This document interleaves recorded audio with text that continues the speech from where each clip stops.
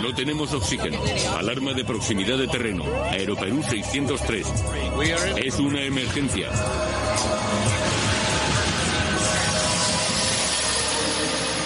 Esta es una historia verídica. Las reconstrucciones de los hechos están basadas en una transcripción original de un control de tráfico aéreo. Debe tratarse de una de las historias de aviones más sorprendentes de todos los tiempos, y todavía cuesta creerla. Un avión lleno de pasajeros fuera de control a 5.182 metros de altitud, y él con el piloto enganchado fuera del aparato. En la cabina, 3 aterrados auxiliares de vuelo le sujetan por las piernas. Mayday, Mayday, Mayday. A los mandos del aparato, un joven copiloto lucha por conseguir llevar el avión al aeropuerto más cercano. Mayday, Mayday, Mayday. Las vidas de los 87 pasajeros y la tripulación penden de un hilo. Muchas personas pasan su vida pensando, esto nunca me sucederá a mí, pero saben que sí les puede pasar. Lo sabía, Dios. Sabía que iba a morir. Este extraño accidente puso a prueba los límites de la supervivencia humana, y la investigación posterior no solo aireó los errores que había detrás, sino que también llevó a idear nuevos modos de evitarlos. Catástrofes aéreas. Explosión en la cabina.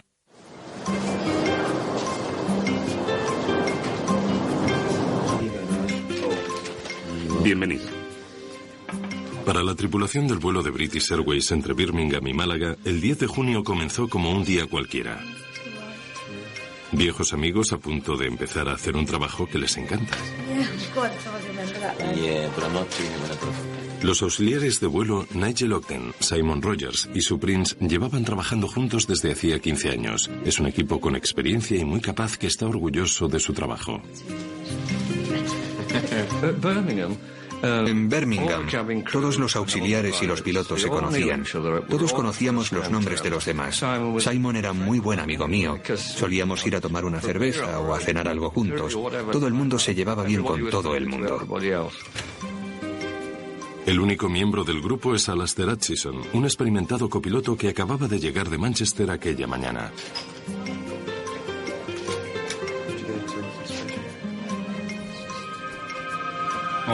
Alastair, buenos días. Soy Tim Lancaster. ¿Cómo estaba la M6? Tim Lancaster es capitán de vuelos comerciales desde hace 21 años. Bueno, será mejor que empecemos. El sobrecargo John Heward llega para dar a la tripulación las instrucciones finales. Buenos días a todos. ¿Naye? ¿Es este el primer oficial? Sí, recién llegado de Manchester. Da gusto ver caras nuevas. Bien, ahora un par de temas de seguridad. Antes de despegar, el copiloto da un rodeo al aparato comprobando que fuera esté todo bien. En la cabina de mando, el capitán Tim Lancaster revisa las anotaciones de mantenimiento del día anterior. ¿Está todo bien? Perfecto. Parece que acaba de pasar por mantenimiento, pero no ha sido gran cosa. Solo le han cambiado el parabrisas. Muchos de los pasajeros conocen bien este trayecto y esperan tener un vuelo tranquilo hasta España. Mi hermana y yo nos íbamos a encontrar allí con mi madre. Íbamos a pasar una semana de vacaciones de solo chicas. Vivo en el sur de España y 2 o 3 veces al año vuelvo para ver a mis nietos y a mi madre. Todos viven cerca de Birmingham, así que normalmente sigo esta ruta, de Málaga a Birmingham. Señoras y señores, les habla el capitán Tim Lancaster.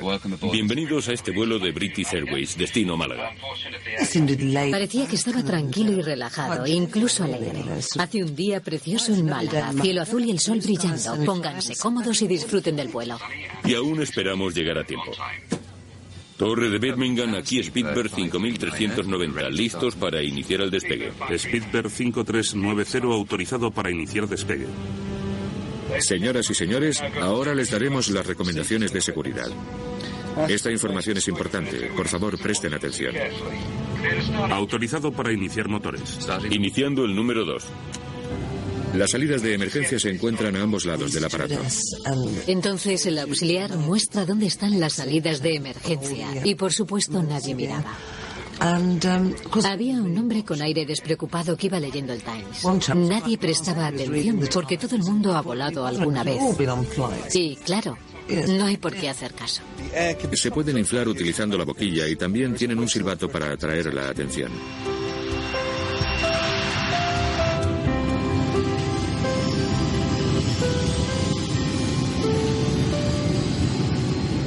knots. 80 nudos.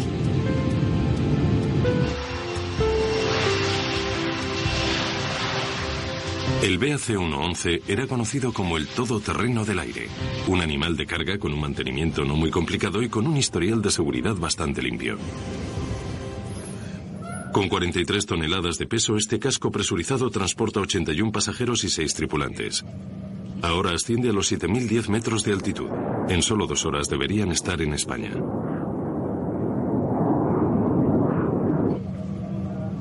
Solo una catástrofe podría hacerlo bajar de los aires. A los 2 minutos de haber comenzado la ascensión, los pilotos ponen el piloto automático. Tim Lancaster se suelta las correas de seguridad y se relaja. Entré en la cabina de mandos para preguntar a Alastair y a Tim qué querían tomar. ¿Les apetece una taza de té, señores? Lo de siempre, por favor. Con leche y una de azúcar, por favor. Y les dije, el desayuno estará listo dentro de un momento. Han pasado casi 13 minutos desde el despegue y se encuentran a 5.273 metros de altitud. Solo faltan 1.524 metros para alcanzar la altitud fijada. Pero en ese instante, en una décima de segundo, todo cambia.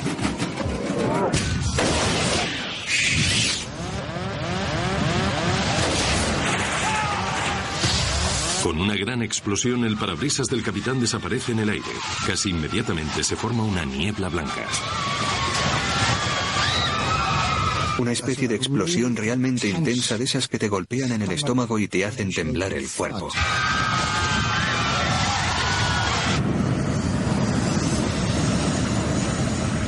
Era como si nos estuviésemos hundiendo y de repente empezaron las sacudidas. Pensé, Dios, es una bomba. Alastair, el copiloto, se ve repentinamente luchando por recuperar el control del aparato con un viento de 555,6 kilómetros por hora. No hay tiempo para pensar en el capitán, que ha sido expulsado a través del parabrisas debido a la descompresión de la cabina de mandos. Las ráfagas de aire clavan al capitán Lancaster contra el techo.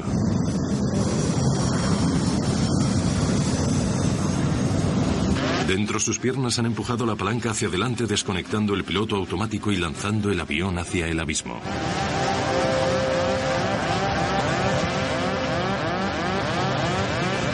Alastair Hutchison necesita toda su experiencia de vuelo en esta ocasión. Está solo. El cuerpo del capitán está pegado al exterior del aparato que se precipita desde los 5.182 metros de altitud. Los reguladores están obstruidos, aumentando la velocidad hasta casi los 629,7 kilómetros por hora. El copiloto Alastair Hutchison tiene que encargarse de la situación. Mientras lucha por recuperar el control del aparato, el auxiliar de vuelo Nigel Ogden ve cómo su capitán está siendo absorbido fuera del avión. Entonces miré y vi cómo la puerta de la cabina de mandos estaba encima de los controles. Todo lo que podía ver era a Tim fuera de la ventana. Salté hacia adelante y apoyé un pie en el del capitán. El otro estaba al lado de su asiento y lo sujeté antes de que se saliese por completo. Nigel Ogden mantiene al capitán sujeto luchando por su vida. Fuera, una ráfaga de aire de 629,7 kilómetros por hora a 17 grados bajo cero golpea el cuerpo de Tim Lancaster. El tornado que se origina en la cabina de mandos le está dando a Hutchison bastantes problemas. Mayday, Mayday, Mayday. Londres, aquí Skipper 5390. El control de tráfico aéreo puede oír sus gritos pidiendo ayuda, pero la tormenta que se ha originado en la cabina se lleva las respuestas. Los pies del capitán todavía están apoyados contra la palanca y Alastair intenta hacerse con el control. Está pilotando entre las corrientes de aire más fuertes del mundo, con el peligro añadido que supone una colisión.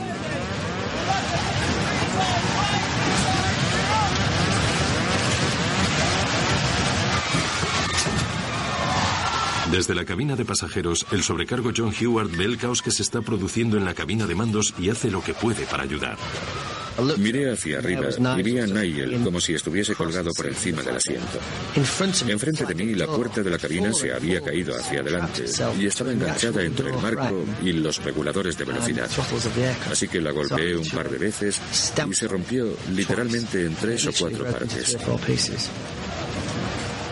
Detrás, en una de las paredes de la cabina de control, hay un asiento extra para los que quieren venir a ver cómo volamos o lo que sea. Y pensé, bueno, si meto el brazo entre el cinturón de seguridad, puedo sujetarlos a los dos y por lo menos tendremos un punto de sujeción dentro del avión.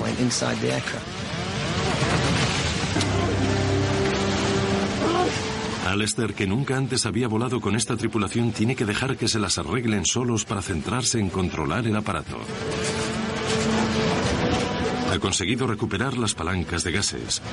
John y Nigel han conseguido desencajar los pies del capitán de la palanca. Pero en vez de reducir la velocidad, Hutchison decide continuar el rápido descenso. Esto le apartará inmediatamente de la ruta de cualquier otro vuelo y alcanzará una altitud menor, donde no necesitarán las máscaras de oxígeno. Este aparato es demasiado antiguo y no está equipado con el suficiente oxígeno para todos los pasajeros. La luz del anemómetro se pone roja.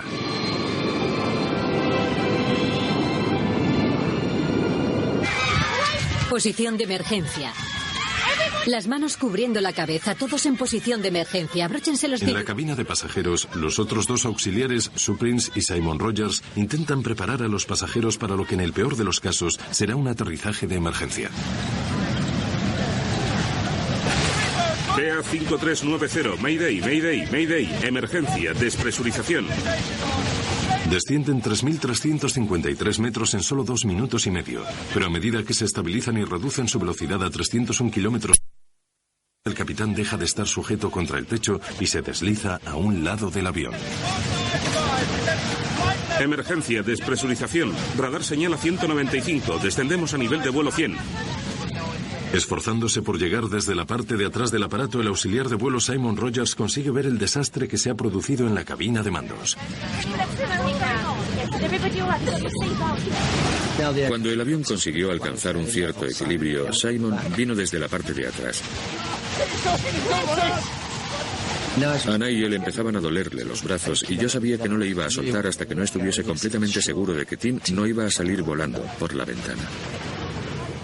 A todos se nos veía el miedo en los ojos. Estábamos terriblemente preocupados. Pensábamos que o Tim moriría o nosotros moriríamos. Es lo único que se me pasaba por la cabeza. Pero estaba todo en manos de Alistair y también en las nuestras. Simon, John y yo teníamos que aguantar hasta el final. Mayday, Mayday, Mayday. Todo lo que recuerdo es ver cómo se agitaban los brazos de Tim. Parecía como si midiesen más de 1 metro. Nunca lo olvidaré. Cómo tenía los ojos abiertos de par en par.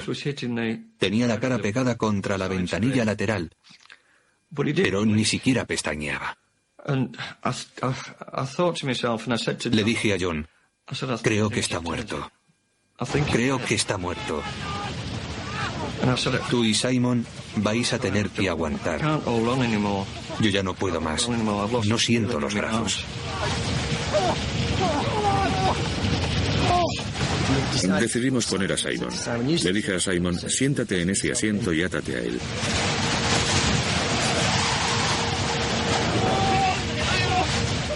Con Simon sentado conseguimos soltar las piernas de Tim de entre la palanca y el asiento. Le enganchamos los pies por encima del respaldo del asiento del capitán y Simon le puso las manos por encima, de modo que se sujetaba los tobillos por debajo.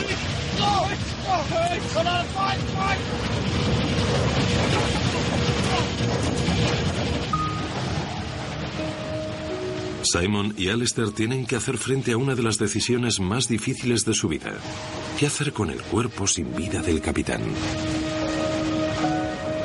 Durante unos instantes no dicen nada, pero ambos tienen la misma idea. Lo mejor es sencillamente dejarlo ir.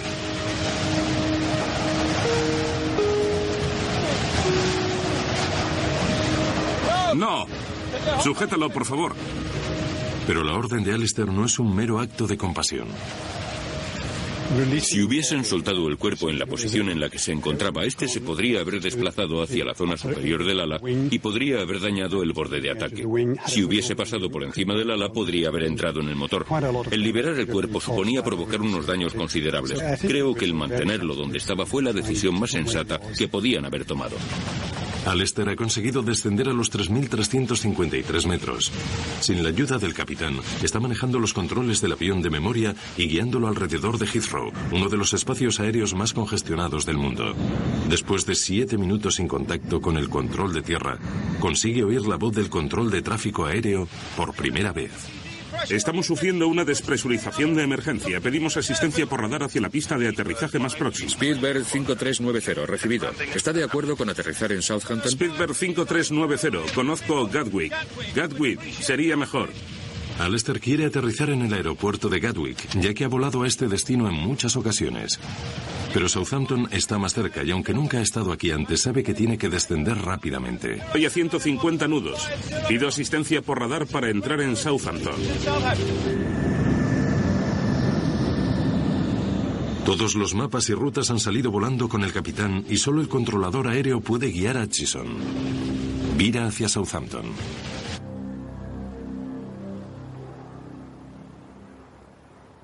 Southampton, aquí Spielberg 5390. ¿Me recibe?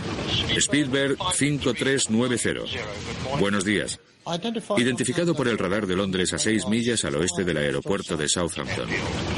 ¿Cuál es un... En Southampton.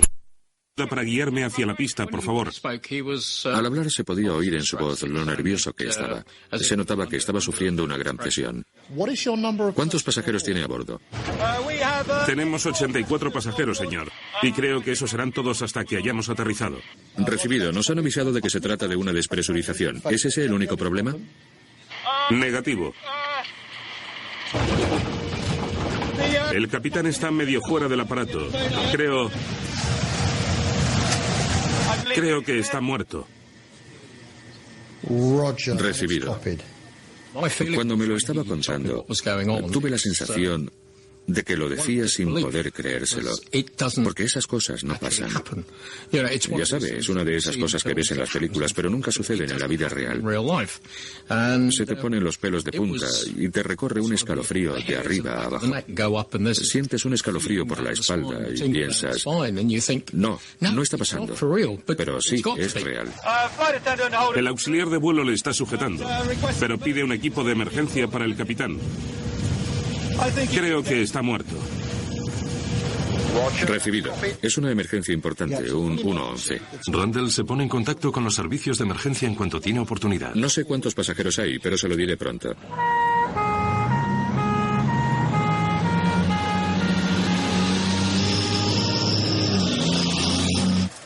¿Puede confirmar que la longitud de su pista en Southampton es la requerida para un 111? Sí, es aceptable para un 111. Le daré todos los datos en un momento. Mientras tenga por lo menos 2.500 metros, me daré por satisfecho. Lo siento, pero no tenemos 2.500 metros. Y tampoco en Bournemouth. Tenemos un máximo de 1.800 metros.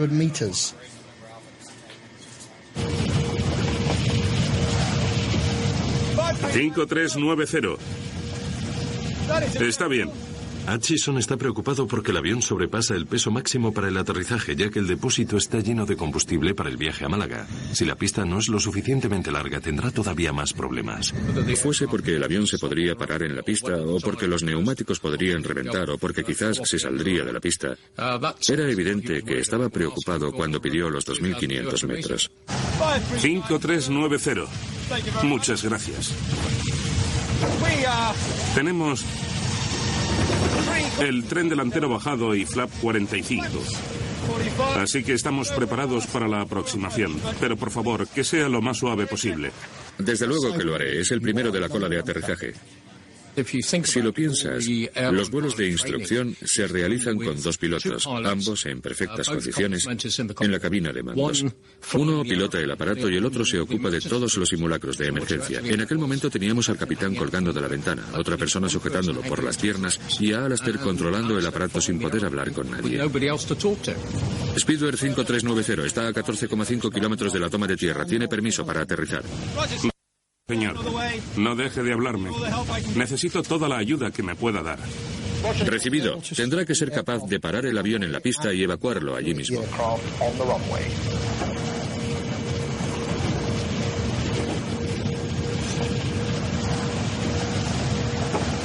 No tiene que darnos explicaciones salvo que se las pidamos. No pararemos de hablarle durante todo el aterrizaje, pero no dude en interrumpirnos si lo necesita. 5390. Muchas gracias. Ya veo la pista. Gracias. Autorizado para aterrizar.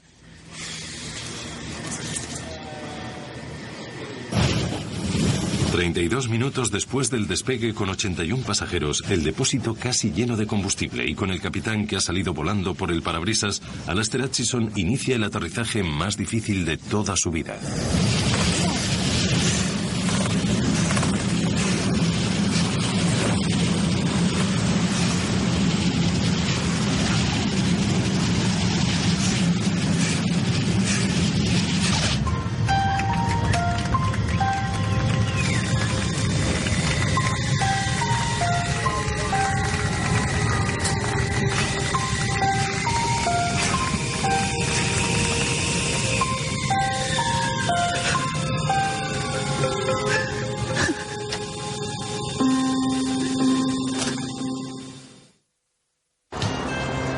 A las 8:55 am, el vuelo BA5390 realiza un aterrizaje perfecto en el aeropuerto de Southampton.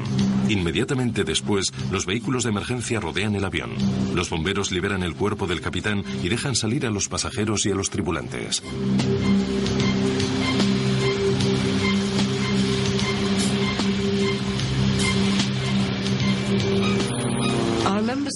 Recuerdo ver al copiloto, el hombre gracias al cual ahora estamos aquí.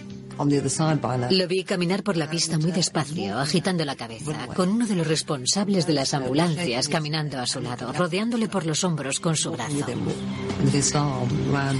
Y el copiloto negaba con la cabeza, como si...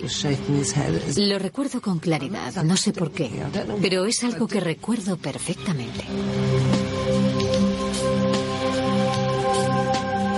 Alastair Hutchison acababa de realizar una proeza aérea casi sin precedentes en la historia de la aviación.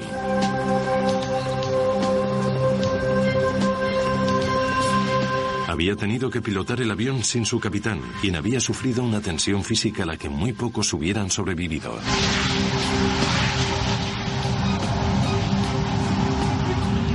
Creo que nadie espera verse en unas condiciones tan extremas.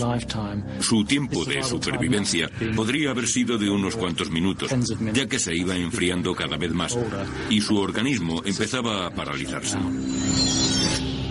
El cuerpo de Tim Lancaster fue atacado por dos flancos.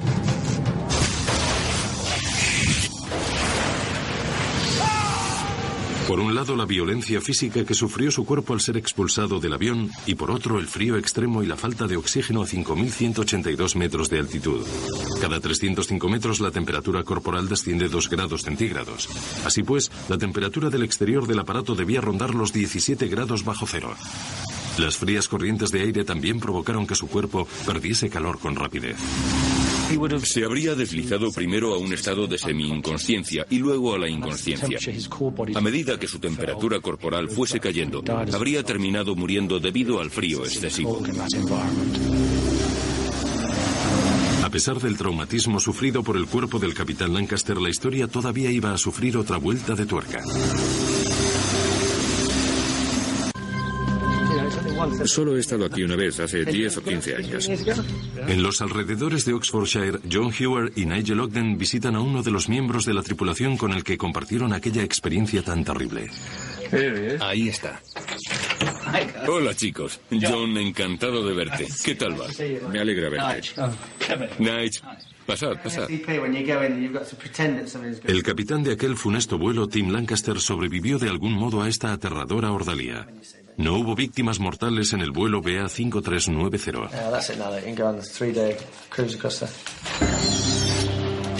Mientras retiraban su cuerpo congelado y sin vida del avión, nadie podía pensar que Tim hubiese sobrevivido a semejante prueba.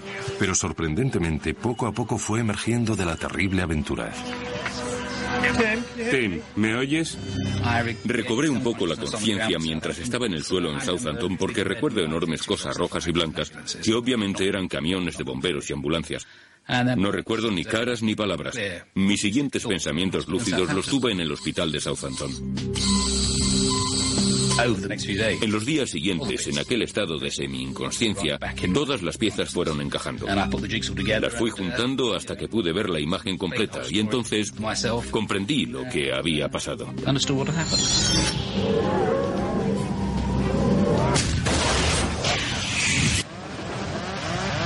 Hubo una explosión muy fuerte y el ruido del aire mientras se escapaba. Pero recuerdo cómo miraba el parabrisas mientras se separaba del avión y luego se alejaba como una bala, desapareciendo en la distancia. Y creo que entonces hubo otra gran explosión, todavía mayor. Y me di cuenta perfectamente de que me iba hacia arriba. Y entonces todo se convirtió en algo surrealista. Me daba cuenta de que estaba fuera del avión, pero ni siquiera me importaba mucho.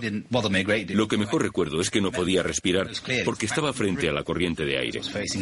Me giré y mi cuerpo se giró por completo. Era como si mirase hacia la parte de atrás del avión. Y en ese momento conseguí respirar. Recuerdo el ver la cola del avión, recuerdo cómo giraban los motores y a partir de ahí ya no recuerdo mucho más. Mi memoria se pierde en ese punto. Estuve allí el año pasado y han cambiado el aeropuerto. Me alegro de haber sujetado a Tim porque estaba vivo. Es un hombre muy fuerte. Tiene que serlo para haber sobrevivido a todo aquello. Yo no lo hubiera logrado.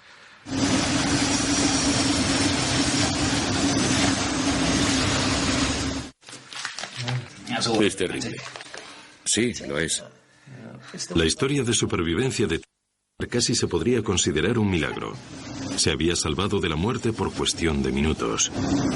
Al pilotar el avión, Alistair Hutchison le salvó la vida. Su rapidez de reflejos al llevar el avión de vuelta a tierra en solo 22 minutos salvó a Lancaster de morir. Por pura casualidad, los traumatismos físicos que había sufrido eran limitados. Una fractura en el brazo y la muñeca izquierda, el pulgar izquierdo roto, algunas heridas, síntomas de congelación y estado de shock. Sorprendentemente, en 5 meses Tim Lancaster se había recuperado por completo y estaba volando de nuevo. Speedbird 5390, Mayday, Mayday. Desde luego, el capitán no fue el único que pasó por esta aterradora experiencia. Luchar con los controles mientras un tornado arrasa la cabina de mandos es algo que los pilotos comerciales no aprenden en las academias.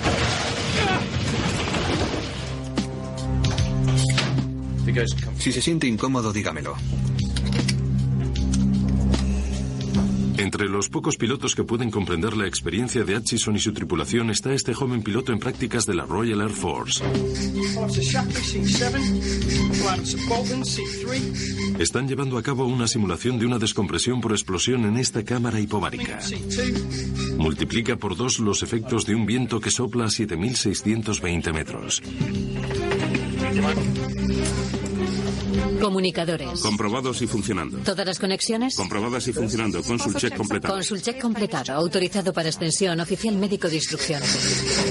Ascendiendo 2.438 metros a 1.219 metros por minuto. La presión atmosférica está fijada inicialmente en 2.438,4 metros. Esta es la presión que hay dentro de una cabina de mando sellada de un avión comercial convencional. Cualquiera puede soportarla durante varias horas sin sufrir los efectos. Si se asciende un poco más, la experiencia será bastante distinta. Atención, por favor, que todos los alumnos levanten el pulgar para indicar que están preparados para iniciar la despresurización rápida. 8 pulgares. Bien, prepárense para iniciar la despresurización rápida en 5, 4, 3, 2, 1, ahora. La neblina que se forma en la cámara hipovárica es idéntica a la que se produjo cuando la ventana reventó en el vuelo BA5390. En el momento en el que se produce la despresurización, el aire de la cabina no puede mantener su vapor de agua y este se libera en la atmósfera bajo la forma de niebla.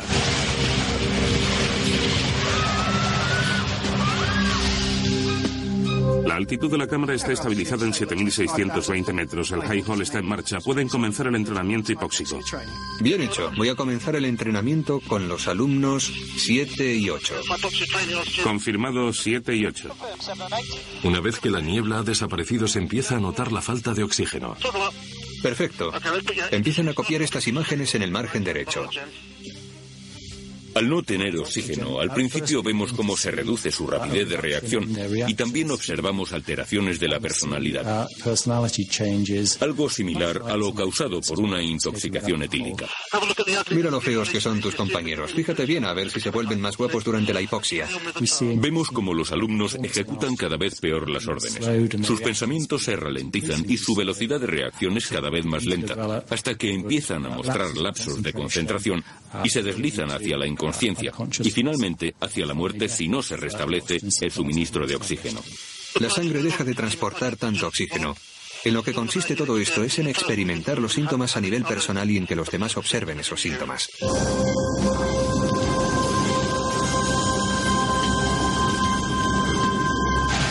Volando solo, luchando contra vientos de 629,7 kilómetros por hora y resistiéndose a una posible privación de oxígeno, el logro de Alistair Hutchison de haber salvado el vuelo BA5390 es digno de mérito.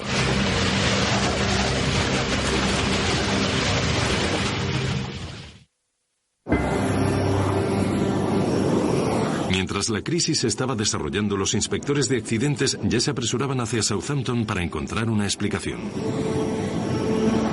En la pista del aeropuerto de Southampton comienza la búsqueda de pistas. La investigación inicial no muestra ninguna deformación en el marco del parabrisas, así que esto descarta cualquier problema de la estructura.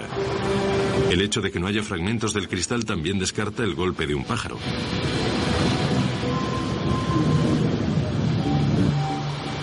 Stuart Callin, investigador jefe de la rama de investigación de accidentes aéreos, tiene mucho trabajo por delante. El parabrisas había desaparecido. Había algo de sangre alrededor y algunos arañazos y abolladuras en el fuselaje, como si la ventana lo hubiese rozado. Y eso era todo, aparte de papeles tirados por todo el interior. Una de las primeras pistas con las que cuenta viene del registro de mantenimiento que se ha recuperado del avión. Sabe que el aparato había sido puesto a punto el día anterior y que se había cambiado el parabrisas. En primer lugar, se dirige al hangar de mantenimiento de la British Airways en Birmingham. Quería averiguar exactamente lo que había sucedido al avión antes de que despegase. Pensé que tenía que hablar con el encargado de mantenimiento que había reparado la ventana. Hola, soy del AAIB y este es mi compañero. He venido para intentar averiguar qué es lo que sucedió durante aquel turno y cómo pasó todo.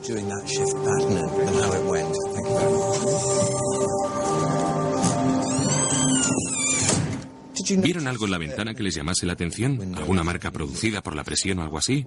Mi primera conversación con el encargado de mantenimiento fue bastante general, ya que hasta aquel momento no habíamos obtenido ningún indicio relevante. ¿No dejo que nadie más lo comprobase por usted?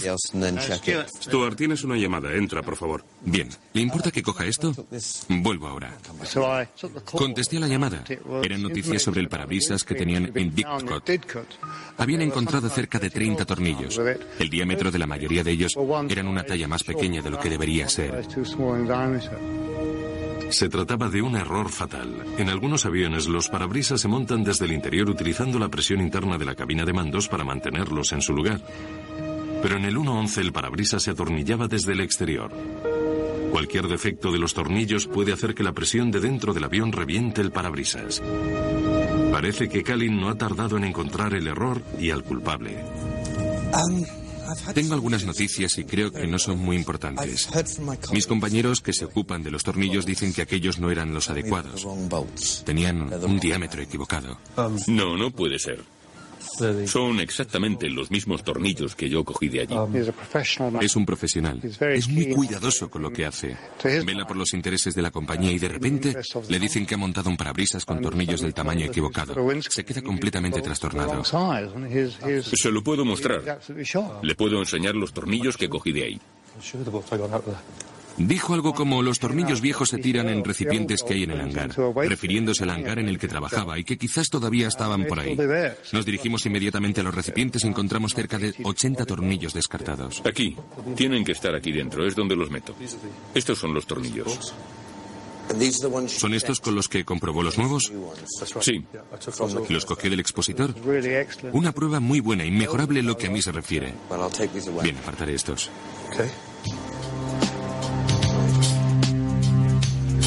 Al contrastar el manual de mantenimiento con lo que le había dicho el encargado, Kalin inmediatamente ve clara la primera parte de lo que ha sucedido. Sabe qué es lo que ocurrió la noche anterior, cuando se cambió el parabrisas del BAC 111. Repasamos uno por uno todos los pasos que se habían dado y nos dimos cuenta de que había cerca de 13 anomalías en todo el proceso anterior al montaje de los tornillos. Si se hubiesen fijado en algunos de ellos, la secuencia de errores no habría continuado y el accidente no se habría producido.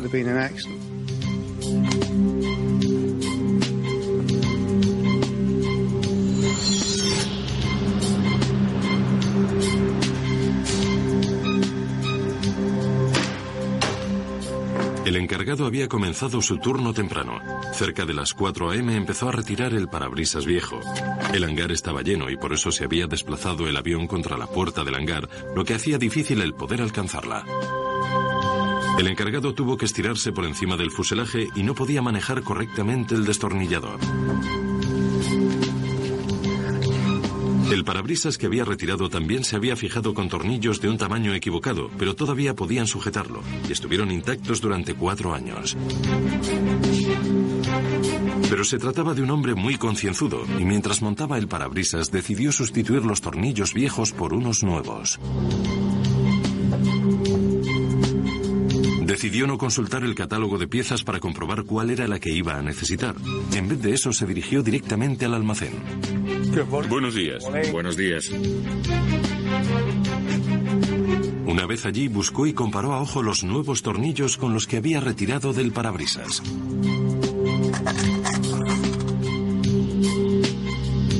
Comparó bien y encontró unos cuantos tornillos nuevos exactamente iguales en un cajón. Necesito 90 del 7. Estoy con un parabrisas de un 111 y necesito tornillos nuevos. Los del 111 son del 8. No, estos son del 7. Este lo acabo de sacar y es del 7.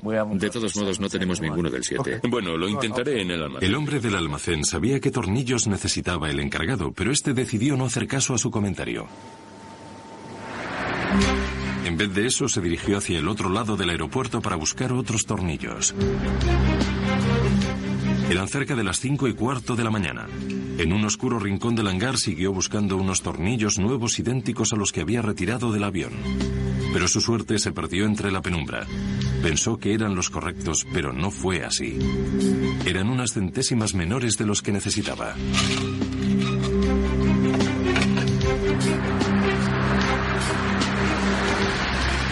Volvió al 111 y se tumbó otra vez para colocar los tornillos nuevos.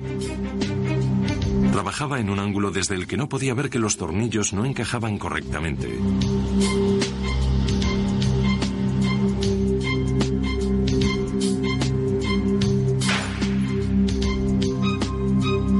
Cuando salió de su turno a las 6 de la mañana había conseguido acabar su trabajo a tiempo. El avión estaba listo para dejarlo en manos del capitán Lancaster y su tripulación. Pero en realidad lo que dejaba atrás era un desastre a punto de desencadenarse. A la mañana siguiente el 111 se encontraba a 5.273 metros. La diferencia de la presión estática entre el casco sellado del aparato y la fina atmósfera aumentaba rápidamente, acercándose a la media tonelada por metro cuadrado y alcanzaría los 10.670 metros. Esta presión solo necesitaba encontrar un punto débil, y lo encontró. Para Kalin, descubrir lo que sucedió aquella noche es solo el primer paso. Nadie le había ocultado nada, pero sabe que tiene que ir más allá para comprender las razones que se esconden tras esta terrible cadena de acontecimientos. ¿Por qué el encargado hizo lo que hizo? Y si esto es un incidente aislado o el síntoma de un problema más grave. La investigación de un accidente, por supuesto, en aviones tiene dos fases. La primera parte consiste en averiguar qué es lo que ha sucedido, lo que es relativamente fácil. La segunda parte es averiguar por qué ha sucedido. ¿Por qué el encargado ignoró el procedimiento? Pasó por encima de los manuales técnicos e hizo caso omiso de un consejo útil. La búsqueda de respuestas de Kalin era en cierto modo revolucionaria. Al hablar con la gente sin avisarles, veíamos que conseguíamos más información, porque se sentían libres para hablar. Al advertirles, formalmente pensábamos que algunos no iban a decir nada. ¿Un café? Sí. ¿Qué tal el día? Lo de siempre. Decidieron hablar con el encargado lejos del hangar, en una confortable habitación de hotel. Bien, gracias por haber venido. Para comprender desde dentro los métodos de los encargados de mantenimiento, Kalin hace algo que nadie había hecho antes. Acude con un psicólogo experto en ciencias del comportamiento. ¿Normalmente está el avión en el hangar cuando hace eso? Antes se recurría a los psicólogos para intentar analizar el por qué los pilotos cometían errores cuando se encontraban bajo presión. Es una disciplina conocida como factores humanos, pero en 1990 el recurrir a esto en temas de ingeniería era algo desconocido. Quería enfocarlo desde lo que realmente es el terreno de la psicología. Esperaba darle más confianza. Queríamos que viese que intentábamos ser todavía más accesibles y que pretendíamos llegar al fondo de aquel asunto. Cuando saca los tornillos, ¿va directamente al catálogo de piezas o...? Normalmente no. Si saco un par de tuercas y son las mismas, las cojo directamente del expositor. Bien, cree que es mejor hacerlo a ojo. En ese caso era más fácil hacerlo así, con los tornillos que había sacado. Sí, porque eran los mismos tornillos que había cogido. Iba a meter otros iguales, no había ninguna diferencia. Y si había salido bien otras veces, esta vez también serían los adecuados. Sí, solo era cambiarlos por otros iguales. Y además había volado. Estábamos horrorizados por el hecho de que admitiesen aquello ante nosotros, porque al fin y al cabo era una visita oficial, entre comillas, e incluso estaban algo orgullosos de lo que decían. Pensamos que esas prácticas eran algo corriente y lo habían mantenido en secreto. Si hubiese ido a comprobar en el ordenador qué tornillos necesitaba y cómo tenía que montarlos, hubiera tenido bastantes posibilidades de no haber estado volando cuando debía. Bien. Entonces, cuando hace su trabajo, como trabajador experimentado, puede que no siempre siga el manual, como haría alguien nuevo. No, normalmente no. Llevamos años haciendo esto y si tuviésemos que seguir los manuales, cada trabajo llevaría el doble de tiempo. Así que creyó que era mejor confiar en su experiencia antes que en los conocimientos del encargado del almacén.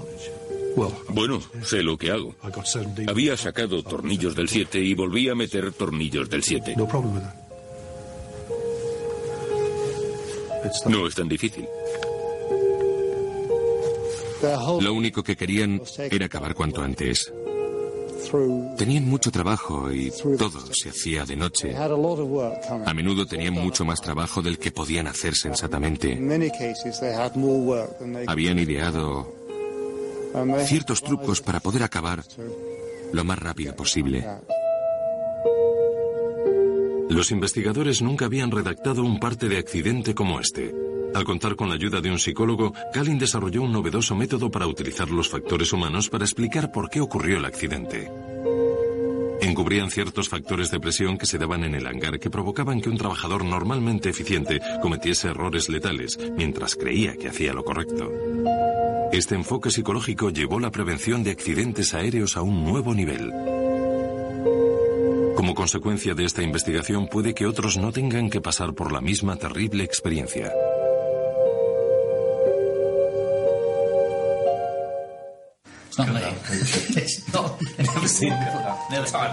Tras el accidente, los miembros de la tripulación fueron tratados como héroes. Recibieron numerosos galardones y Alistair Hutchison recibió la codiciada medalla de oro al mérito aéreo. Sus compañeros también expresaron lo que sentían. Una de las cosas más emocionantes fue el regreso a Birmingham. Al entrar en el aeropuerto, todo se paró por un momento. Todo el personal de tierra, las chicas de facturación, todos se pararon y aplaudieron mientras cruzábamos el edificio. Fue algo muy emocionante. Querías apartarte, como si pensases, no quiero hacer esto, no quiero caminar por la alfombra roja o algo así. Sus compañeros aplaudían a un equipo que había demostrado el grado más alto de profesionalidad a todos los niveles. Una tripulación que supo trabajar en equipo en unas circunstancias extraordinarias. Un copiloto, alguien de fuera, que supo tomar el control y luchó solo para llevarles de vuelta al suelo en completa seguridad.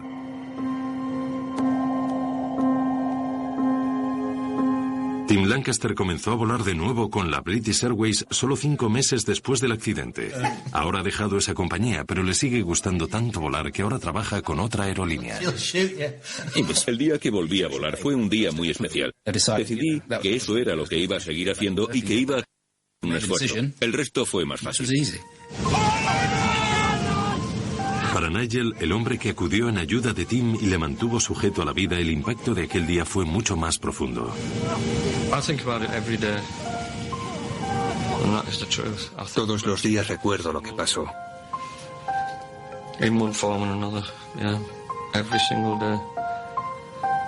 Sé que me afectará durante el resto de mi vida.